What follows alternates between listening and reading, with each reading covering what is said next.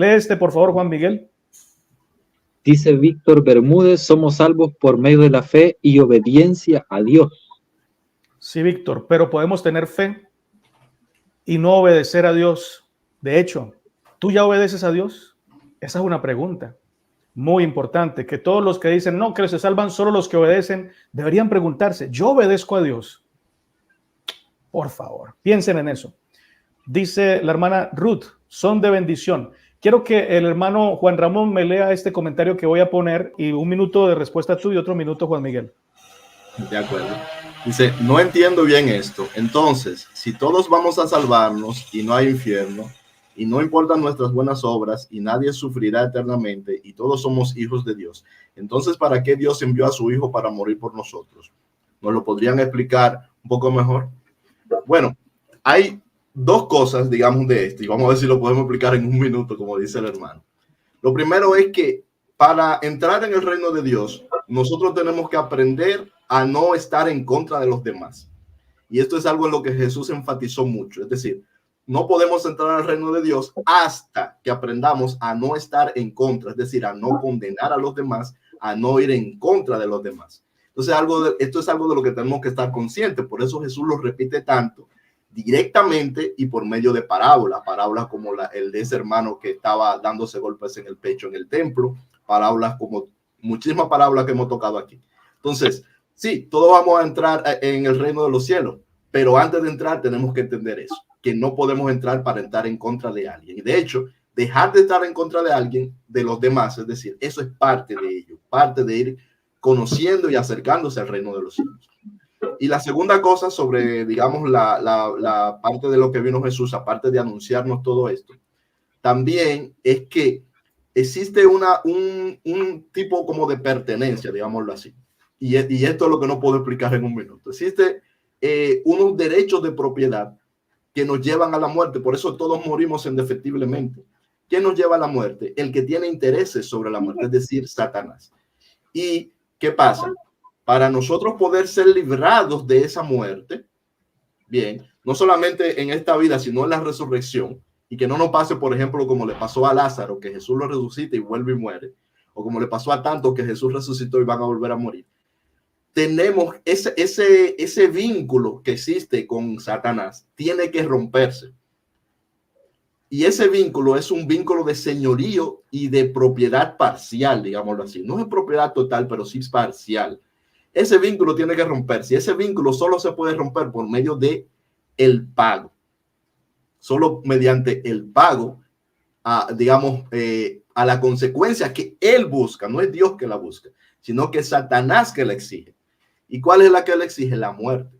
Pero esa muerte tiene que ser pagada por alguien que tenga vida. Es decir, por alguien que no sea esclavo. Un esclavo no puede pagar por sí mismo. En realidad, un esclavo no se puede liberar a sí mismo. Solo alguien que es libre puede pagar por el esclavo y luego liberarlo. Y luego hacerlo libre si quiere. Y eso es lo que viene, es parte de lo que viene a hacer Jesús, explicado así brevemente. Jesús paga por nosotros, teniendo la moneda con la cual pagar, que es la vida, para resumirlo. Y entonces nos hace libres, no nos hace sus esclavos. O sea, Jesús no nos hace sus esclavos, sino que Él nos liberta pagando con su cuerpo en la muerte y la resurrección por nosotros, y luego no nos hace esclavos, sino que nos hace libres. Juan Miguel, ¿qué dices? Muchas gracias, Juan Ramón. Solo decirle a la hermana, pues, que el propósito de Jesús de venir a la tierra no era el de morir, sino dar a conocer el carácter verdadero del Padre, o sea, el carácter manchado, porque realmente en la Biblia nos damos cuenta de que incluso hay cosas que se le atribuyen a Él y que Jesús nunca hizo, y Él mismo dice, lo que me veis hacer a mí es lo que hace el Padre. Entonces, todo esto, Jesús, el propósito de Él es trabajar para poder dar a conocer al Padre tal como es. O sea, al final incluso hay un texto que dice que la vida eterna consiste en que te conozcan a ti, dice, el único Padre verdadero y a quien tú has enviado. O sea, esto se torna magnífico porque le quita el poder de salvación a la religión en ese texto.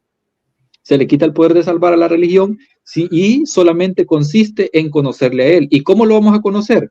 Pues cuando Él tome a bien en el llevarnos al arrepentimiento por su paciencia.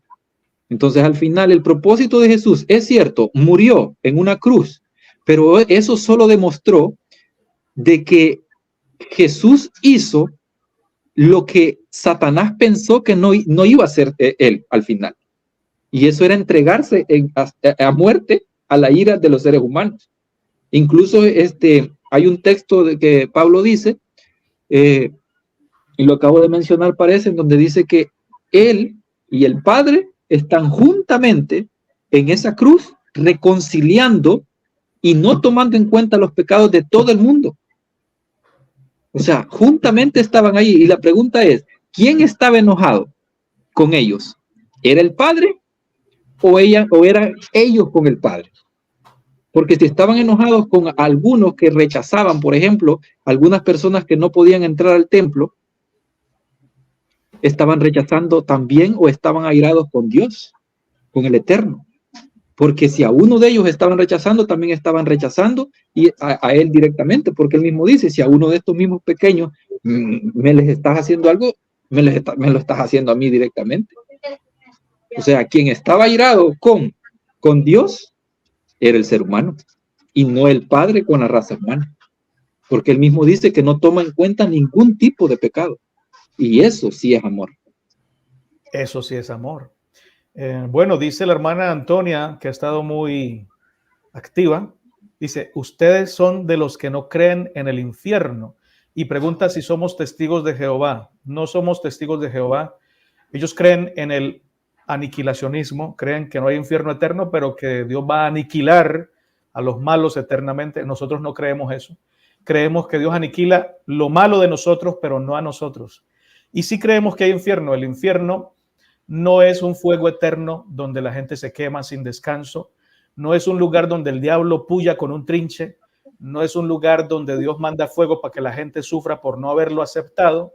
El infierno real es estar sin Dios. El infierno real es rechazar a Cristo como Salvador y estar enojados con Él y con los demás. Ese es el infierno, pero no fue creado por Dios. ¿Van a decir algo más o les hago una pregunta de Michael René Soler? Pueden decir algo sobre el infierno si quieren. Que primero que Jesús no murió, o sea, porque Jesús en sí no murió, porque ¿cómo la vida podría morir? Lo que murió fue el cuerpo. O sea, Jesús no es el cuerpo, así como tú no eres tu cuerpo. Tu cuerpo es, digamos, algo que tú usas en este mundo, pero tú no eres el cuerpo. Y Jesús no es su cuerpo. Entonces lo que muere es el cuerpo, no nosotros. Nosotros no fuimos creados para morir. Y lo otro es que, de alguna manera, yo creo, por ejemplo, en la aniquilación eterna, pero la aniquilación eterna de la paja, no del trigo. Es decir, como nosotros, hay una parte de nosotros que sí va a dejar de ser para siempre. Esa parte que es digna de ser desechada, digámoslo así. Esa parte de nosotros que nos lleva al mal, que nos esclaviza y nos lleva cautivos al mal. Pero no nosotros en sí, no lo que el propósito que Dios puso en nosotros. El propósito de Dios se cumple. Y no hay forma de que no suceda. Y el propósito de Dios es darnos vida plena, darnos vida plena juntos. O sea, porque eso es importante. No es solamente que tengamos vida plena cada uno individual o un grupito, no. Es vida eterna juntos, todos nosotros. Y eso todos, que no falte ninguno, porque todos somos uno en Cristo.